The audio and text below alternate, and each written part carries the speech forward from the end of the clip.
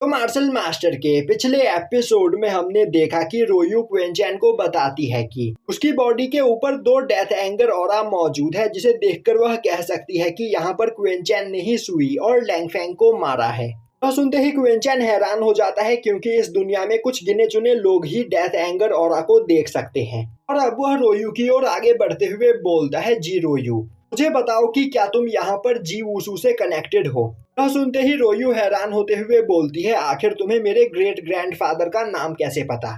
अब यह सुनते ही क्वेंचैन सोचने लगता है, तो यह लड़की ब्रदर सू की ग्रैंड डॉटर है। और अब मुझे याद आया कि जी फैमिली के लोगों के पास ही गॉड आई मौजूद थी, जिनका यूज करते हुए वह लोग डेथ एंगर ऑरा को देख सकते थे। वहीं पर खड़ी रोयू अजीब तरीके से क्वेंचैन को देख रही होती है। यह देखते ही क्वेंचैन आगे बढ़ते हुए बोलता है, आखिर सीनियर वूजी को कौन नहीं जानता है, वह हमारे मार्शल वर्ल्ड के प्राइड है। वह इतने ज्यादा पावरफुल है कि एक बार उन्होंने मार्शल एम्परर रैलम के 9th लेवल पर मौजूद कई सारे लोगों को अपने एक ही अटैक में जान से मार दिया था।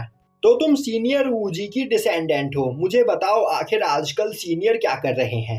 अभी रोयू उदास होते हुए बोलती है, अब उसके ग्रेट ग्रैंडफादर इस दुनिया में नहीं रहे। यह सुनकर क्वेंचैन बहुत ही ज्यादा हैरान होता है और अब वह बोलता है, आखिर ऐसा कैसे हो सकता है। उन्होंने मार्शल एम्परर रैलम को अचीव कर लिया था, और जब भी कोई पर्सन मार्शल एम्परर रैलम पर पहुंच जाता है, उसका लाइफ स्पैन 500 सालों के लिए बढ़ जाता है। तो आखिर वह यहाँ पर मर कैसे सकते हैं। रोयू बोलती है, इस बारे में किसी को भी कुछ भी नहीं पता, और उसके ग्रैंडफादर कैसे मरे यह भी एक मिस्ट्री है। और यहाँ पर क्वेंचैन को इन सभी चीजों के बारे में सोचकर परेशान होने की कोई जरूरत नहीं। क्वेंचैन को अभी अपने बारे में सोचना चाहिए, क्योंकि क्वेंचैन की बॉडी के ऊपर जो डेथ एंगर ऑरा मौजूद है वह बहुत ही ज्यादा खतरनाक, और डेथ एंगर ऑरा बिल्कुल एक पॉइजन की तरह काम करते हैं। वह धीरे धीरे इंसान की कल्टीवेशन को डिस्ट्रॉय करते हैं, और फिर वह धीरे धीरे उनकी बॉडी को कमजोर करते हुए उसे डिस्ट्रॉय कर देते हैं। तो अगर क्वेंचैन ने जल्द ही यहाँ पर कुछ नहीं किया तो वह मारा जाएगा। क्वेंचैन बोलता है, तो क्या तुम यहाँ पर डेथ एंगर ऑरा को डिसअपीयर कर सकती हो। रोयू बोलती है, नहीं, मुझे यह करना नहीं आता है, पर उसकी साथी होंगियन यह काम कर सकती है। वह बहुत ही ज्यादा पावरफुल है और उसकी आंट की सबऑर्डिनेट है। फिर क्वेंचैन बोलता है, तो क्या तुम मुझे अपनी आंट के बारे में बता सकती हो। रोयू बोलती है, उसकी आंट नॉर्थर्न टेरिटरी के लॉ इन्फोर्समेंट की लीडर है। अब यह सुनकर क्वेंचैन वहां पर कुछ सोचने लगता है। तभी रोयू आगे बढ़ते हुए बोलती है, क्वेंचैन, अगर तुम मुझे यहाँ पर स्वॉर्ड बैरियर बनाने का तरीका सिखा दो तो इस डेथ एंगर ऑरा से छुटकारा पाने में मैं तुम्हारी मदद करूंगी। क्वेंचैन बोलता है, ठीक है, मैं तुम्हें स्वॉर्ड बैरियर बनाने की टेक्निक जरूर सिखाऊंगा, पर तुम्हें कसम खानी होगी कि तुम इस बारे में किसी को भी नहीं बताओगी कि मैंने ही सुई और लैंगफेंग को जान से मारा है।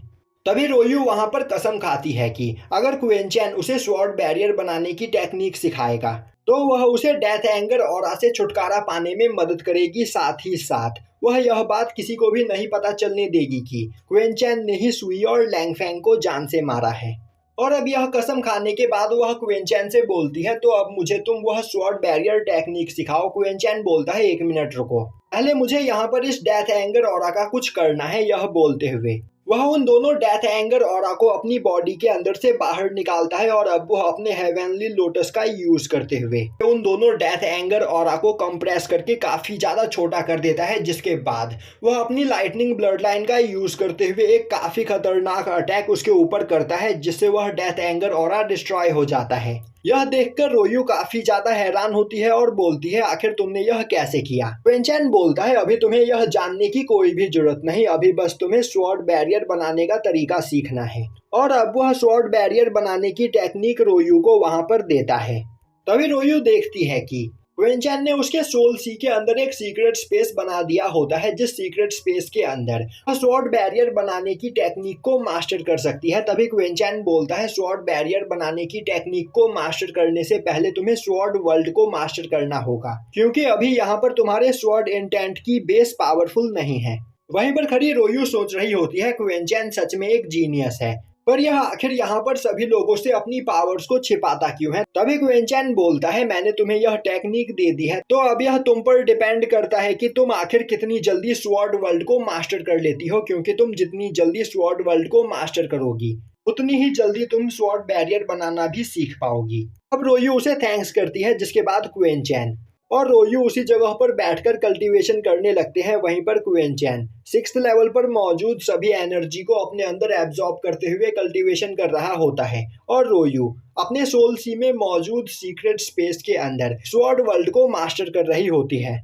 और अब थोड़ी ही देर के अंदर रोयू स्वॉर्ड वर्ल्ड को वहां पर मास्टर कर लेती है, जिसके बाद वह स्वॉर्ड बैरियर बनाने की प्रैक्टिस करने लगती है। और अब वह 2-3 बार ट्राई करने के बाद स्वॉर्ड बैरियर बनाना भी सीख जाती है। अभी क्वेनचैन रोयू को देखता है और अब वह सोचने लगता है इसकी स्काई स्वॉर्ड ब्लड लाइन सच में बहुत ही ज्यादा खतरनाक है।